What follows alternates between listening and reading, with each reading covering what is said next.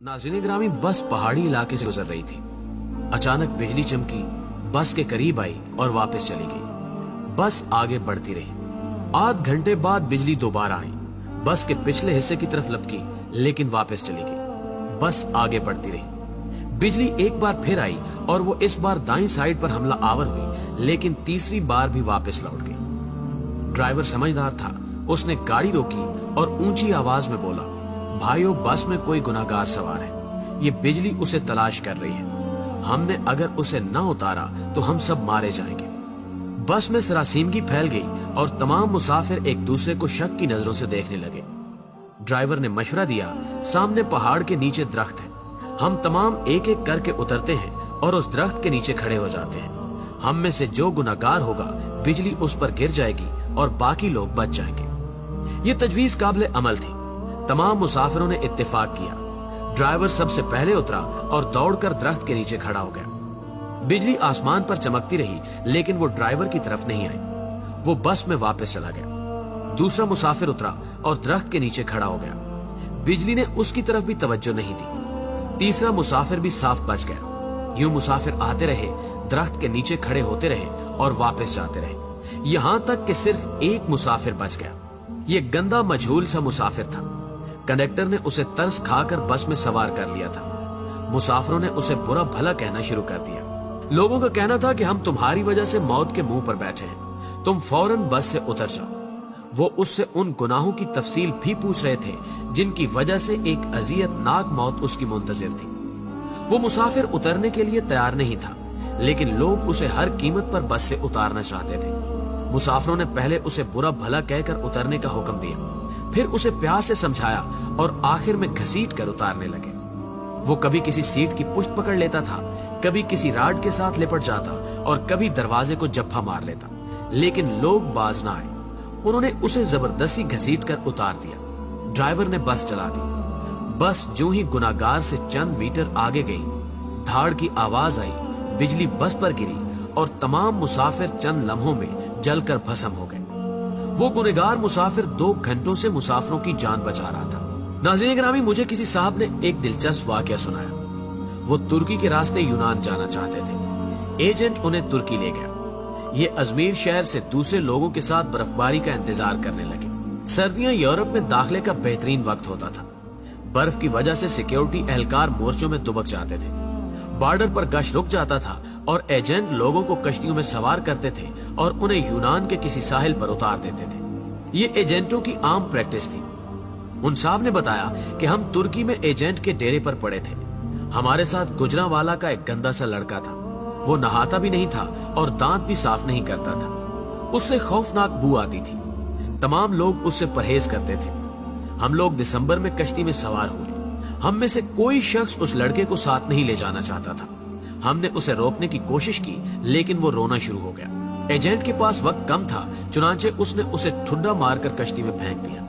कश्ती जब यूनान की हदूद में दाखिल हुई तो कोस्ट गार्ड एक्टिव थे। यूनान को शायद हमारी कश्ती की मुखबरी हो गई थी। एजेंट ने मुख्तलिफ रास्तों से यूनान में दाखिल होने की कोशिश की, मगर हर रास्ते पर कोस्ट गार्ड थे। इस दौरान उस लड़के की तबीयत खराब हो गई। वो उल्टियां करने लगा। हमने एजेंट से एहतजाज शुरू कर दिया। एजेंट टेंशन में था, उसे गुस्सा आ गया। उसने 2 लड़कों की मदद ली और उसे उठाकर यख पानी में फेंक दिया। वो बेचारा डुबकियां खाने लगा। हम आगे निकल गए। हम अभी आध किलोमीटर आगे गए थे कि हम पर फायरिंग शुरू हो गई। एजेंट ने कश्ती मोड़ने की कोशिश की। कश्ती अपना तवाजुन बरकरार न रख सकी और वो पानी में उलट गई। हम सब पानी में डुबकियां खाने लगे। मैंने खुद को सर्दी, पानी और खौफ के हवाले कर दिया। मेरी आंख खुली तो मैं अस्पताल में था। मुझे अमले ने बताया कि कश्ती में सवार तमाम लोग मर चुके हैं, सिर्फ 2 लोग बचे हैं। मैंने दूसरे शख्स के बारे में पूछा। डॉक्टर ने मेरे बेड का पर्दा हटा दिया। दूसरे बेड पर वही लड़का लेटा था जिसे हमने अपने हाथों से समंदर में फेंका था। समंदर की लहरें धकेलकर उसे साहिल तक ले आई थी। मुझे कोस्ट गार्ड ने बचा लिया था, जबकि बाकी लोग गोलियों का निशाना बन गए या फिर सर्दी से ठिठर कर मर चुके थे। मैं 15 दिन अस्पताल में रहा। मैं इस दौरान ये सोचता रहा कि मैं क्यों बच गया। मुझे कोई जवाब नहीं सूझता था। मैं जब अस्पताल से डिस्चार्ज हो रहा था, मुझे उस वक्त याद आया कि मैंने इस लड़के को लाइफ जैकेट पहनाई थी। एजेंट जब उसे पानी में फेंकने के लिए आ रहा था तो मैंने फौरन बाग से जैकेट निकालकर उसे पहना दी थी। ये वो नेकी थी जिसने मुझे बचा लिया। मुझे जो ही ये नेकी याद आई, मुझे 6 माह का वो सारा जमाना याद आ गया जो हमने उस लड़के के साथ गुजारा था। हम ना सिर्फ तुर्की में उसकी वजह से बचते रहे थे, बल्कि वो जब तक हमारी कश्ती में मौजूद रहा, हम कोस्ट गार्ड से भी महफूज रहे, यख पानी से भी और मौत से भी महफूज रहे। हमने जो ही उसे कश्ती से धक्का दिया, मौत ने हम पर अटैक कर दिया।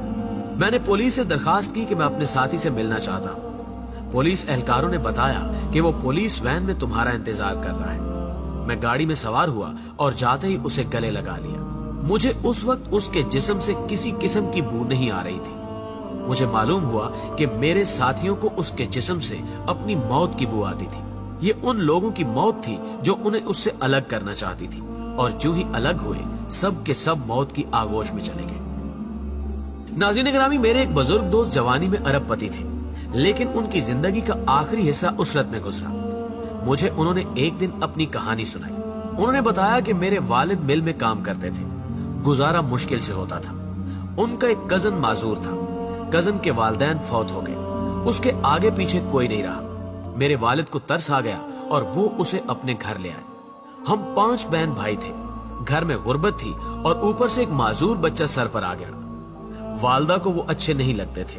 वो सारा दिन उन्हें कोसती रहती थी। हम भी वालदा की वजह से उनसे नफरत करते थे, लेकिन मेरे वालिद को उनसे मोहब्बत थी। वो उन्हें हाथ से खाना भी खिलाते थे और उनका बोल बराज भी साफ करते थे और उन्हें कपड़े भी पहनाते थे। अल्लाह का करना ये हुआ, हमारे हालात बदल गए। हमारे वालिद ने छोटी सी भट्टी लगाई। ये भट्टी कारखाना बनी और वो कारखाना कारखानों में तब्दील हो गया। हम अरबपति हो गए। 1980 की दहाई में हमारे वालिद फौत हो गए। वो चचा तरके में मुझे मिल गए। मैंने उन्हें चंद माह अपने घर रखा, लेकिन मैं जल्द ही तंग आ गया। मैंने उन्हें पागल खाने में दाखिल करा दिया और वो पागल खाने में रहकर इंतकाल कर गए। बस उनके इंतकाल की देर थी कि हमारा पूरा खानदान अर्श से फर्श पर आ गया। हमारी फैक्ट्रियां, हमारे घर और हमारी गाड़ियां, हर चीज नीलाम हो गई। हम रोटी के नवालों तक को तरसने लगे। हमें उस वक्त मालूम हुआ कि हमारे माजूर चचा हमारे रिज्क की जमानत थे। हम उनकी वजह से मोहल्लों में जिंदगी गुजार रहे थे। वो गए तो हमारी जमानत भी खत्म हो गई। हमारे महल हमसे रुखसत हो गए और हम सड़क पर आ गए। प्यारे दोस्तों, ये तीनों वाकयात आपके लिए हैं। हम नहीं जानते कि हम किन लोगों की वजह से जिंदा हैं, हम किन की वजह से कामयाब हैं और हम किन की बदौलत मोहल्लों में जिंदगी गुजार रहे हैं। हम ये भी नहीं जानते कि हम किसको बस से उतारेंगे, हम किसको कश्ती से बाहर फेंकेंगे और हम किसके खाने की प्लेट उठाएंगे, और वो शख्स हमारा रिस्क, हमारी कामयाबी और हमारी जिंदगी साथ ले जाएगा। हम हरगिज नहीं जानते, लिहाजा हम जब तक उस शख्स को पहचान नहीं लेते, हमें उस वक्त तक किसी को बस, कश्ती और घर से निकालने का रिस्क नहीं लेना चाहिए, क्योंकि हो सकता है हमारे पास जो कुछ हो वो सब कुछ उस शख्स का हो, और अगर वो चला गया तो सब कुछ चला जाए, हम न रहे, मट्टी का ढेर बन जाए। प्यारे दोस्तों, हमेशा की तरह मुझे उम्मीद है कि आज की ये वीडियो ना सिर्फ आपको पसंद आई होगी, बल्कि आपके इल्म में खातिर खा इजाफे का बायस भी बनी होगी। अगर आज भी आप इस वीडियो में की गई बातों से इत्तेफाक करते हैं तो इस वीडियो को लाइक करते हुए अपने दीगर दोस्तों के साथ फेसबुक और व्हाट्सएप पर जरूर शेयर कीजिएगा। इस वीडियो को शेयर जरूर कीजिए, हो सकता है आपके एक शेयर से ये बात किसी के दिल में उतर जाए। जज़ाकल्लाह।